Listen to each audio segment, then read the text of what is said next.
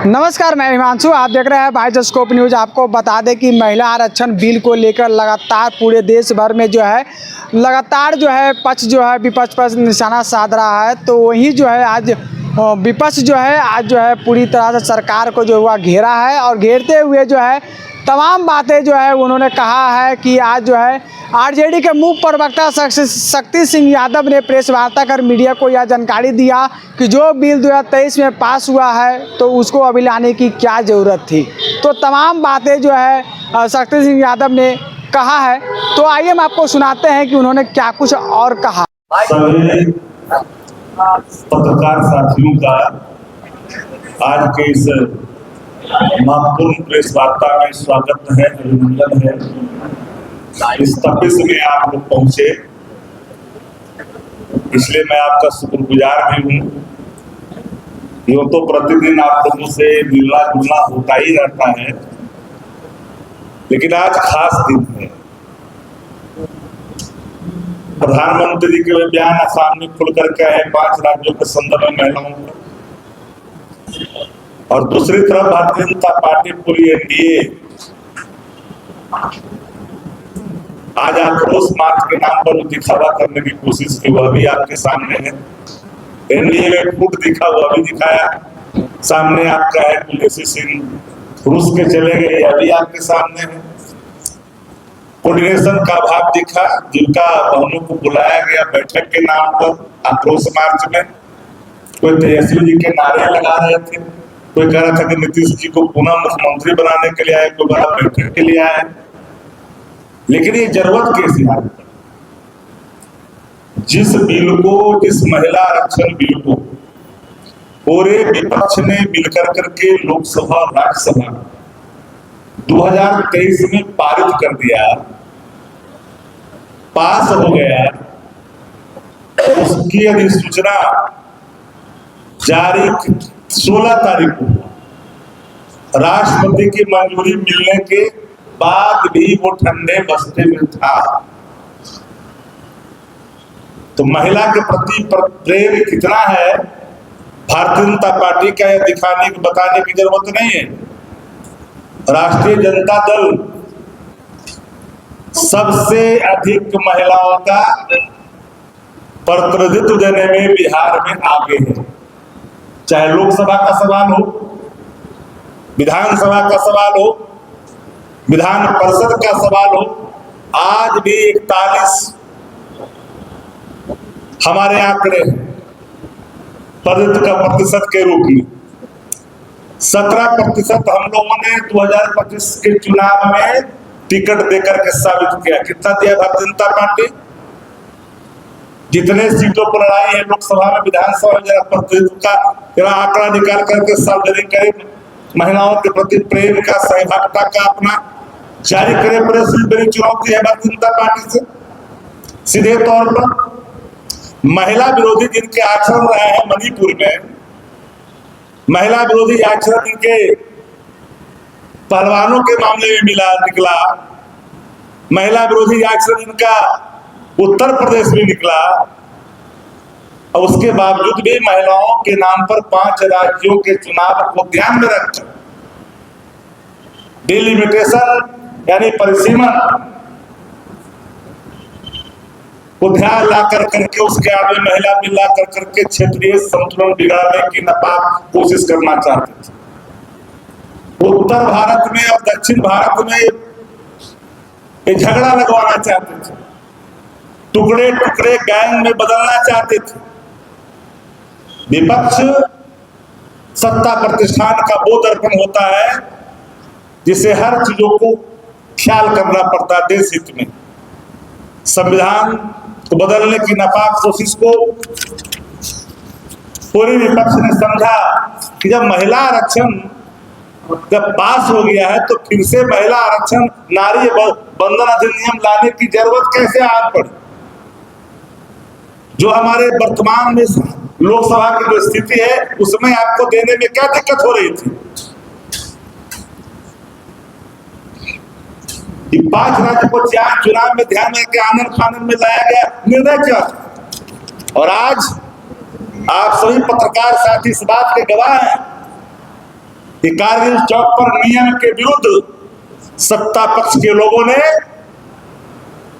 आने जाने वाले लोगों को तकलीफें दी है, दर्द दिए, और वहां पर अपना एहसास कराया है कि बिहार में सत्ता भाजपा की है। बीच सड़क पर जिस तरह से आपने किया, मंच लगाया,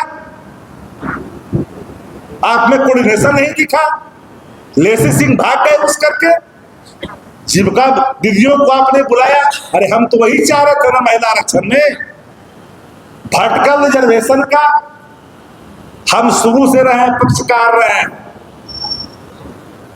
ऐसा नहीं, वर्टिकल रिजर्वेशन का ही हम पक्षकार रहे हैं। आरक्षण में आरक्षण, महिला के आरक्षण में आरक्षण की जरूरत थी, हम देते हैं, दलितों को आरक्षण दे रहे हैं, हम दे रहे हैं SC ST को, दोनों को दे रहे हैं, ST को भी दे रहे हैं, लेकिन आप जातियों को जोड़ते जा रहे हैं उसमें। वर्तमान उन दिनों की हालात जो थी उसके हिसाब से रिजर्वेशन था, आप जातियां भी जोड़ते जा रहे हैं। तो भैया EBC का अगर नहीं दीजिएगा पिछड़े वर्गों का आरक्षण महिलाओं को, तो फिर तो वही मुट्ठी भर लोग के आ जाएंगे, फिर तो वही सांसद का पुत्री, फिर वही MP का MLA का पत्नी, तो फिर वो अंतिम पंक्ति के लोग, जो गांव के अंतिम पंक्ति के लोग हैं, जिसके लिए लगातार हम वकालत हम लोग करते रहे, उसको अवसर कैसे मिलेगा? जो हाशिए पर है, जो मुख्यधारा में नहीं जुड़ पाई है, उनको रिजर्वेशन कैसे मिलेगा? उसका इंतजाम करने के लिए हम लोगों ने वर्टिकल रिजर्वेशन की बात की है शुरू से ही, कि रिजर्वेशन के अंदर रिजर्वेशन होनी चाहिए, क्यों नहीं होनी चाहिए। लेकिन भारतीय जनता पार्टी का मंशा महिला रिजर्वेशन पर पूरी तौर से जो है एकदम बेनकाब हो गई है। अच्छा, कैसा अभी आपने सुना, हम हेडलाइन मैनेजमेंट की चर्चा नहीं करते। अगर उनके हेडलाइन मैनेजमेंट का पूरा चीज अगर खत्म हो जाए, तो मैं कहता हूं कि भारतीय जनता पार्टी का चेहरा भी नहीं दिखा पाएगी। ये जो भारतीय झगड़ा पार्टी है, अब ये जो बिल आई थी भारतीय झगड़ा पार्टी का परिचय दे रही थी। अब समानुपाती की चर्चा प्रधानमंत्री, पर हमको तो गृह मंत्री जी के बयान पर ही भीतर से लगा कि आप जितने हमारे पत्रकार साथी आए हैं, कोई न कोई तो गांव से आते होंगे। गांव में जाइएगा, ये बिंद टोला है, ये ठाकुर टोला है, ये हरिजन टोला है, ये यादव टोली है, ये फलना टोला है कि नहीं है? लेकिन गृह मंत्री जी क्या करते हैं कि घर का जाति नहीं होता है, टोला में जाति है, आपको घरे में जाति नहीं दिख रहा है। बोले हैं कि नहीं बोले पार्लियामेंट के अंदर? असल बात लोग के पास नहीं है। तो बिहार के अंदर में आज जो NDA ने जिस तरह से आक्रोश मार्च निकाला, पूरी तरह से फ्लॉप रहा, कोई समर्थन नहीं मिला। मैनेजमेंट का जितना ही कर ले खेला, लेकिन कोई सपोर्ट नहीं मिला। अगर दिल पर हाथ रख के कहिएगा, एक पत्रकार साथी जा करके पूछ लीजिए कोने में, वो बोलेगा कि एकदम फेल है। महिलाओं ने नहीं जी, आपने बुलाया जीविका दीदियों को, बुलाया कि नहीं बुलाया? पूरे तौर पर पूरा मुख्यमंत्री से लेकर के सारा मंत्री, सारा दल एक जगह होने के बावजूद भी अगर महिला आप नहीं जुटा पाए, महिलाओं का आप सशक्त एक वहां पर जमकड़ा नहीं लगा पाए, आधा तो समझ ही नहीं पा रहे थे किस लिए बुलाया गया। बार बार मैं कह रहा हूं बातों, राष्ट्रीय जनता दल महिलाओं के उत्थान के लिए अंतिम 30 वर्षों में अंतिम अगर कोई महिला केंद्रीय मंत्री के रूप में रहे तो कांति देवी रहे, कांति सिंह रहे। तो बताया भारतीय जनता पार्टी के लोग एकाक सांसद, एकाक मंत्री केंद्र में बनाए हैं दिल्ली से लेकर के आज तक। मेरी चुनौती है, बताए तो बनाए हैं क्या एक महिला को? आजादी के बाद इस बिहार के अंदर में जब से बिहार बना, एक ही किस बिहार से लेकर करके विभाजित बिहार तक पहला और अंतिम महिला मुख्यमंत्री भी राजद ने दिया, वो श्रीमती राबड़ी देवी जी को। और महिला सशक्तिकरण की बात करते हो, महिलाओं के प्रति आपके नजरिया जिस रूप में है, मणिपुर में हथरस में लोगों ने देखा है, पहलवानों के साथ भी बदसलूकी ने देश ने देखा है। इसलिए आप महिला सम्मान की बात, महिला आरक्षण की बात नहीं करें। राष्ट्रीय जनता जानना चाहता है कि आखिरकार कौन सी ऐसी मजबूरी थी कि जिस बिल को सर्वसम्मति से 2023 में पारित कर दिया गया, राष्ट्रपति की मंजूरी मिल गई, जो 16 अप्रैल को अधिसूचना क्यों जारी? तो बताएं, स्पष्ट करनी चाहिए कि इतना विलंब क्यों हुआ।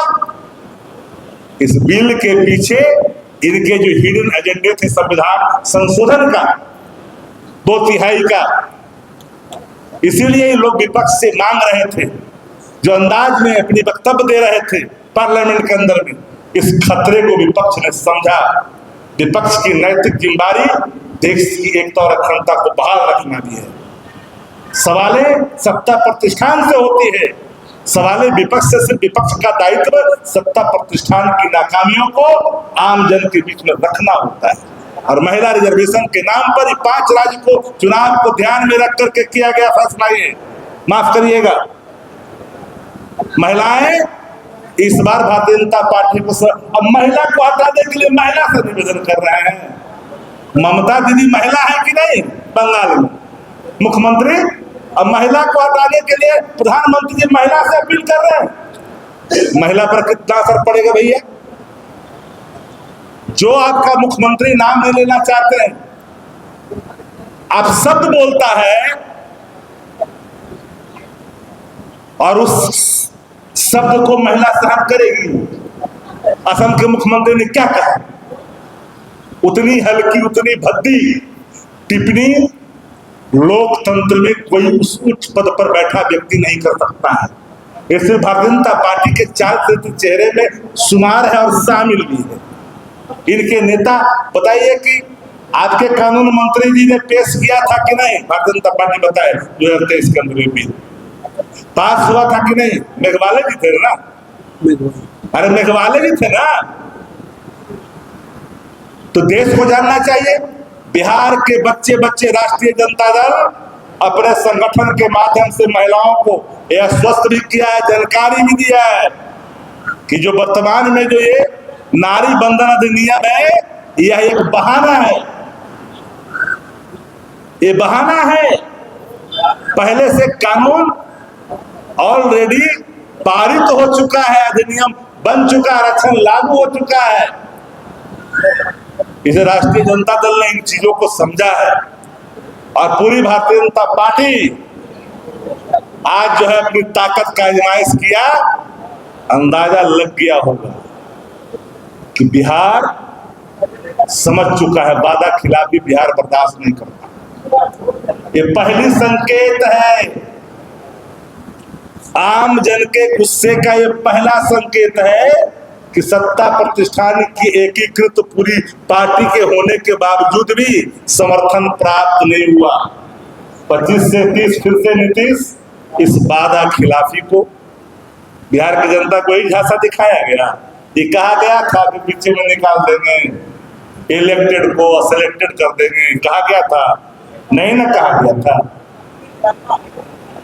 इसलिए साथियों, हमें लगा कि वोमेन रिजर्वेशन जो आधी आबादी जो इस देश की है, तो नारी शक्ति है, नारी शक्ति को बदलाने की कोशिश भारतीय जनता पार्टी ना करे।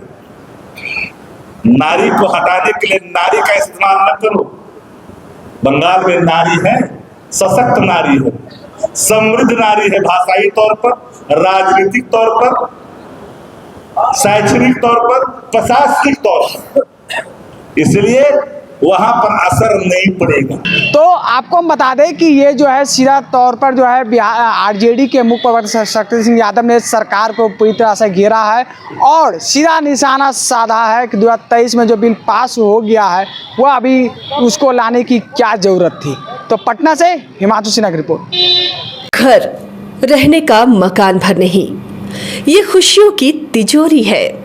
दरवाजे पर दस्तक देता पड़ोस, खिड़कियों से उमड़ आता आसमां, तारों में उलझी ऐसी न जाने कितनी दास्तां।